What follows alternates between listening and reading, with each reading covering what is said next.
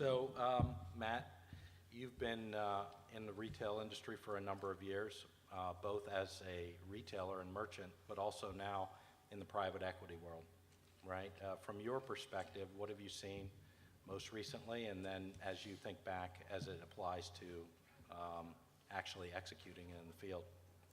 Well, what I've seen most recently in aggregate would be a more clarified understanding of the fundamentals of retail can actually be understood through the digital world. And many times we go into meetings, we go into places, and we'd say, okay, let's try something, and people would say, I tried that. Well, in today's world, there are so many things that were tried 10 years ago that you could go back and try the same thing but with different tools today, and in fact, it's so much more applicable. So whether you go back to things like markdown optimization, which was new, over the past 10 or 15 years, and has shown how we can drive and optimize flow and gross margin throughput through the data tools that we have. The confluence of big data and what's going on today and what people want to do to understand their consumer is something that has created big wins with big companies from small companies over the past 5-7 years. So what's happening in the world of private equity is we look for themes. We look for themes of things that can help to make something very fundamental better. So now let's come back to retailing. What's retailing? Retailing is buying something for a customer, getting them excited about it, selling it as fast as you can at the price that's right for them that optimizes gross margin for you. Pretty basic, pretty fundamental. Obviously all the store experience stuff and everything else helps you to do that. So now as we look at the new enablers, because there were inhibitors before, the new enablers that enable us to speak to that customer, to understand it. Mindy spoke very, very appropriately and very thoughtfully about all the changes that have happened in supply chain and the speed that's happened in supply chain. Well, that's an enabler. That enables you to get closer to customer trend and customer demand. So now we have to reach back and say, what other tools do we have? Well, we've all done the normal test. You make a garment, you make a shoe, you make something in the cosmetics business, and you put it into a store, and you get a relevant or statistically relevant group of stores, and then you take a feed or a read on what that product will do. Well, you had to make it, you had to develop it, you had to get it in store.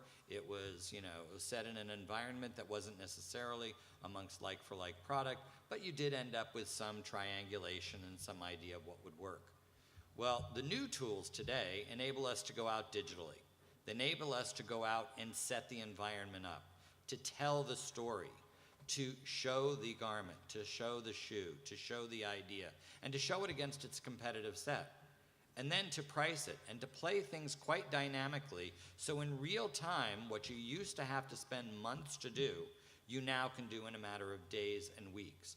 And so for me, the tools that are available to us today and the theme that we all need to embrace as retailers is how do we engage with our customers most effectively and what tools are out there. The old tool of walking the streets of Paris are still there. You'll walk the streets, you'll see what's out there, but then you always turn to the person who's with you and say, what do you think about this? Then you come back to the tools you have that are the automated tools of, the hierarchies of, what goods sold at what price, and you look at that data and you understand it. But now you want to say, what does that mean for this today? Getting it out on the web, getting it out in a different environment, getting it out quickly, changing different scenarios, and then putting it in relationship to other aspects of the assortment.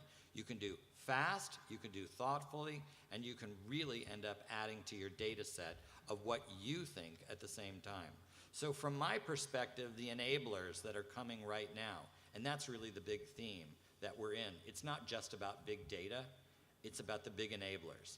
And the big enablers have sets like how do you get out and test an item, how do you price an item, and how do you do it with consumer sets by region in weather zones. And then it's not just something that's didactic. It's not something that stays in one place. Once you test that item, when you have to make your initial buys, you're going to, relatively speaking, end up being able to make a more informed choice for that customer at that moment in time.